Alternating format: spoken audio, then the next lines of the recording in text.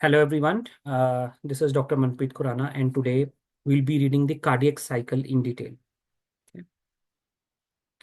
Now this is a very important topic. Before going into the cardiac cycle, let me just give you a small brief introduction to the systemic circulation and pulmonary circulation. So how the circulation of the blood is there in the heart, various chambers of the heart, and then we'll discuss the cardiac cycle in detail. Now, if you see in this particular diagram on the right side, this is a diagram of the heart. This is the right atrium. Okay. Now, what happens if you see the color here is blue? So blue means deoxygenated. Now, what is happening through the superior vena cava and inferior vena cava? The deoxygenated blood or the blood which is devoid of oxygen enters the right atrium. From the right atrium, the blood enters the right ventricle through the tricuspid valve. From the right atrium, the blood goes into the lungs through the pulmonary artery. Now, you might be wondering that this is an artery, why it is blue? So this is one of the exception. There is one more exception which we'll discuss later on. What happens is this artery, being the name of an artery, it carries deoxygenated blood. Okay, so it carries deoxygenated blood to the lungs. Now, what happens? We breathe in air. That air goes inside the lungs. From the lungs, it goes inside the blood. So it makes the blood oxygenated. And finally, the oxygenated blood through the pulmonary vein. Again, this is an exception.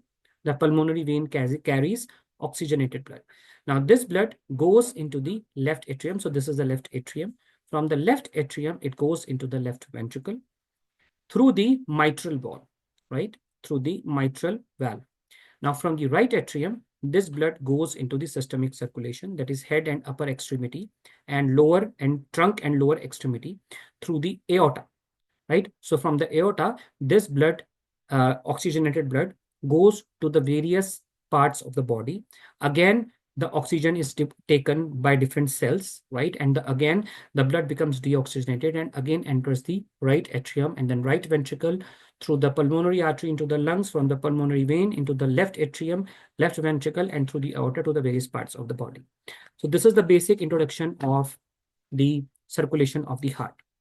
Now let's understand what is cardiac cycle and how to understand through this particular diagram.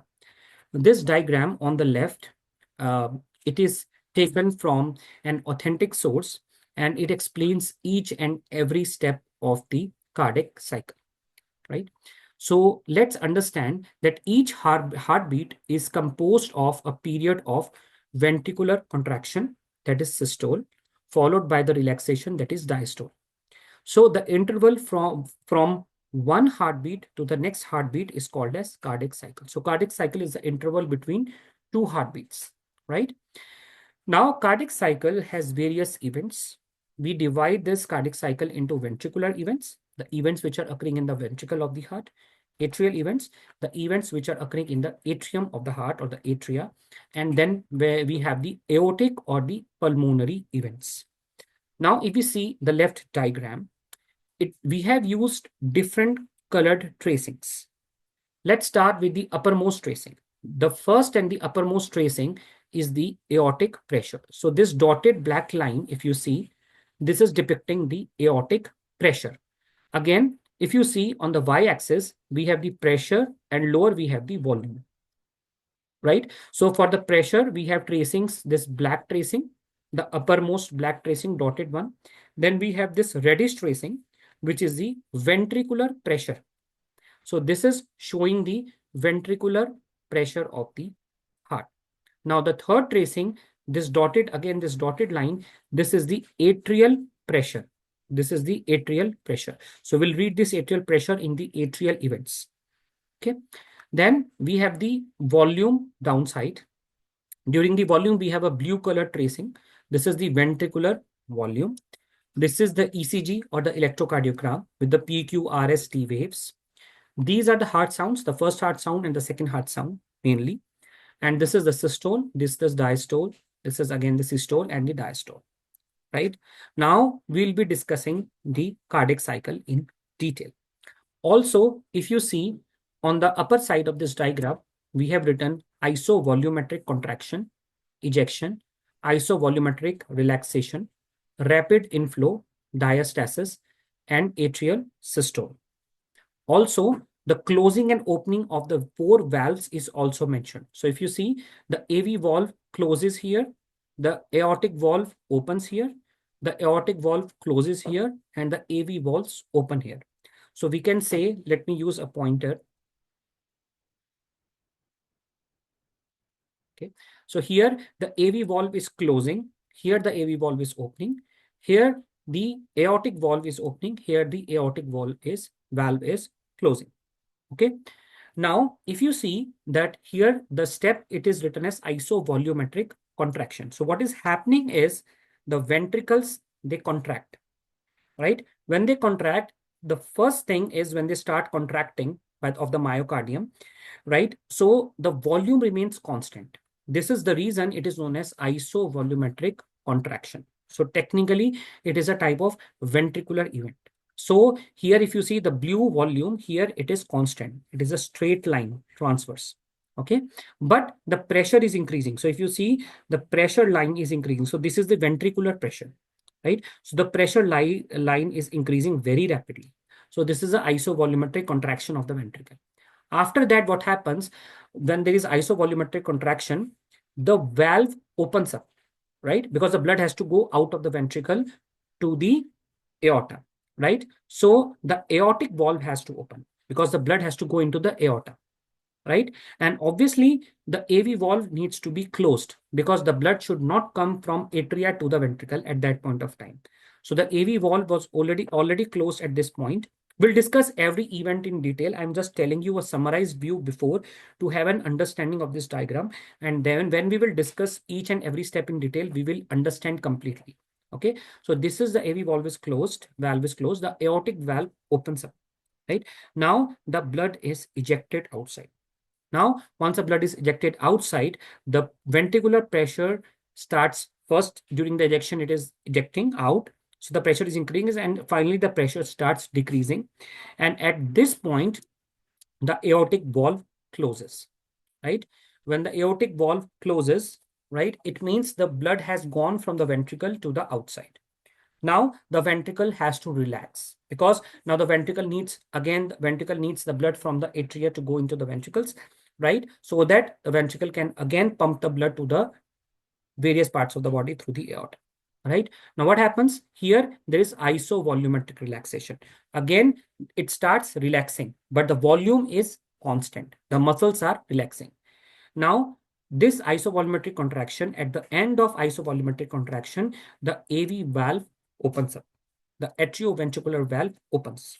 Now, what happens? Due to the opening of this valve, the blood from the atria will go into the ventricles. So, if you see here, there are three stages here. The first stage is known as rapid inflow. As soon as the valve opens, the blood flows passively and rapidly, right? Then diastasis, again, passively, there is passive flow of the blood. So the pressure is almost in a very slow incline. Okay. But at the end of diastasis, the atria contract. This is known as atrial systole. So the atria contract. When the atria contract, the blood goes into the ventricle, right? So these dotted lines are the atrial pressure. So if you see, there are three waves which occur in the atria, which are known as A, C, and V waves. We'll discuss them in detail, right? So this atrial systole, the blood comes into the ventricle. Again, the ventricle starts isovolumetric contraction, right? Then again, the cycle starts. Then there is ejection. Then again, isovolumetric relaxation, the ventricle relax. And again, this atrial, events occur. So where there is rapid inflow, diastasis, and atrial systole in the end. And the atrial systole is causing A, C, and V waves. Now, there are also heart sounds here, first heart sound and second heart sound. This is third and fourth heart sound is almost negligible, right? Now, this first heart sound is heard when the AV valve closes, right? Now, what happens before the isovolumetric contraction, the AV valve is closing, we hear the first heart sound. The second heart sound is heard, right? Here, when the aortic valve closes. So when the aortic valve closes, we hear the second heart sound. Okay, so let's understand all these events in detail one by one. Okay, now first we are discussing the ventricular events. Now again in this diagram, as we have already discussed, the ventricular event starts with isovolumetric contraction. Actually, this is a cycle, right? So we cannot say this is occurring first or this is occurring second. So this is a combination and everything is repeated again and again. It's a cycle. So we are reading the ventricular events first, what is happening in the ventricle. Okay. So the first thing is known as the isovolumetric contraction. What happens? Immediately following the atrial systole, the ventricles begin to contract. So when the blood goes into the ventricle, now the ventricle part comes into picture and they begins to contract, right? So intraventricular pressure is increasing, right? At this point of time, what happens is the AV valve closes, right? Because the AV valve has to be closed so that the blood does not come from the atria into the ventricles. The AV valve closes and we hear the first heart sound, which is S1, right? We can also explain the isovolumetric contraction as the contractile state of the heart given by the formula rate of change of pressure, dP by dt, and we also call it sometimes as inotropy. Inotropy can also be used interchangeably with the contractility of the heart. So basically the velocity and the degree of the cardiac muscle shortening during the systole or the systole. Okay, so this is actually what is happening with the ventricular systole. So let's understand that during the isovolumetric contraction, all the four valves are closed. That is the reason the volume is constant. Okay, so the AV valves are closed and the aortic valves are also closed. The aortic valves open only at the end of isovolumetric contraction. So the pressure is increasing, but the volume is constant.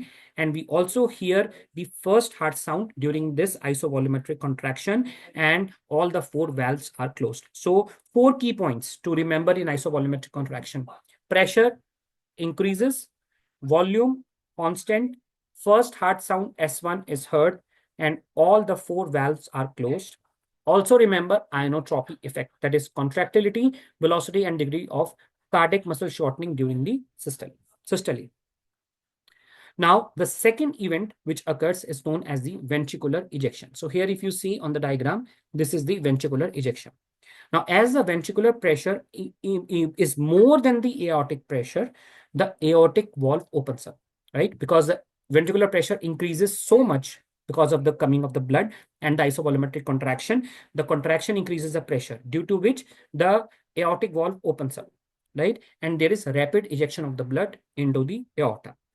Now, here it comes the concept of stroke volume. What is stroke volume is the amount of blood ejected with each contraction of the ventricle. With each contraction of the ventricle, how much blood is ejected. There is another concept of end diastolic volume. What is end diastolic volume? That is the amount of blood in the ventricle prior to ejection. So before the ejection, how much blood is there in the ventricle? That is known as end diastolic volume. Then we have the end systolic volume. What is end systolic volume? It is the end diastolic volume minus, it is the amount of blood in the ventricle after ejection. So once the blood is ejected out of the ventricle, how much blood is left is known as end systolic volume.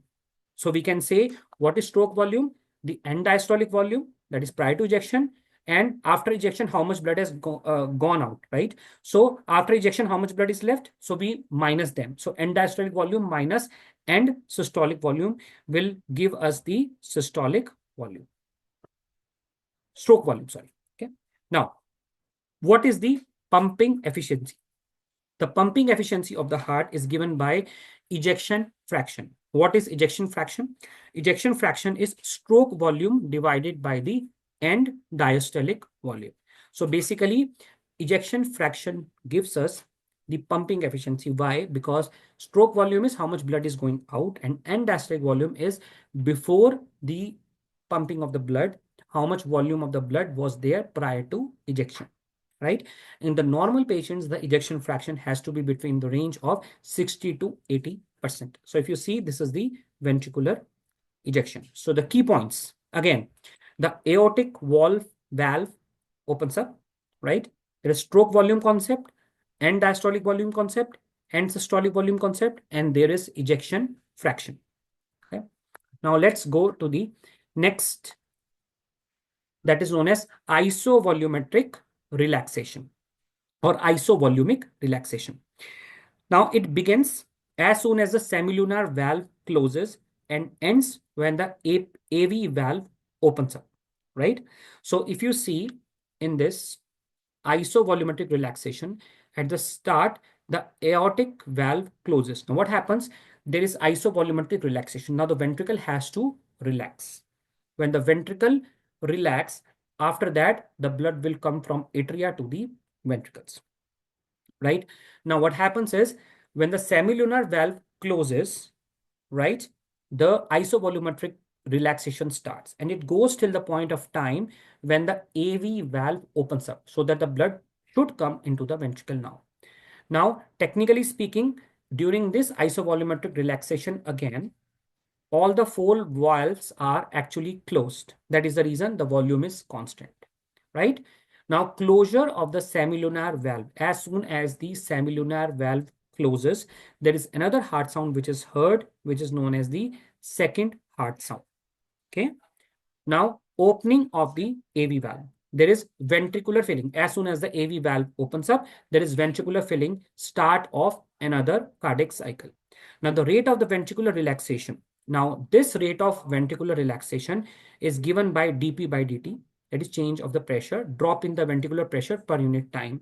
The rate and degree of ventricular relaxation is called lucitropy. So in the previous, we were talking about inotropy. Now we are talking about lucitropy. It is the energy required process and the efficiency of calcium removed from the cytoplasm. So what are the key points in isovolumetric relaxation? Semilunar valve closes. It ends when the AV valve opens up. All the four valves are closed, so it is isovolumic. S2 is heard, that is the second heart sound, and there is lucitropy, which is energy dependent. Next is, now we discuss the atrial events. Now, if we talk about atrial events, in this atrial events, there are the three characteristics waves, which are the A wave, C wave, and the V wave. So these are very important to understand. Let's start with this A wave. A wave is also called as the atrial contraction. It immediately precedes the valve closure. So if you see, the AV valve closes here. So if you see this A wave, it immediately precedes the AV valve closure. Okay.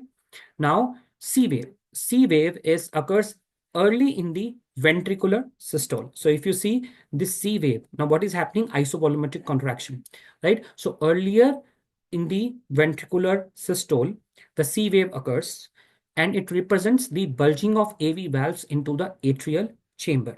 Okay. Now what is happening? The AV valve is closed. Okay. So the bulging of the valve is there in the AV chamber. Okay. Now we have the V wave. Okay. Now, if you see in this V wave, it has a good incline. So it is a gradual incline.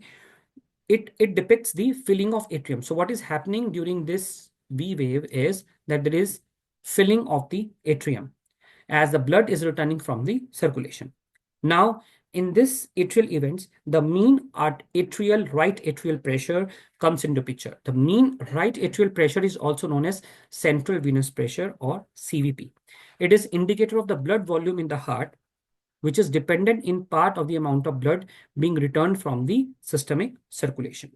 Okay. So what are the key points again? The key points are the waves A, C, and V. Right? A is atrial contraction or atrial systole. The C wave is early in the ventricular systole and V wave is filling of the atrium. And also the mean arterial pressure or the central venous pressure. Okay. Now let's go to the next event, which is the aortic and the pulmonary events. Now, aortic and pulmonary artery pressure increases or decreases in relation to the cardiac cycle. Now, the arterial pressure falls to the lowest value just prior to the semilunar valve opening. So if you see this aortic valve or the semilunar valve, when before it opens up, the arterial pressure falls to the lowest level, right?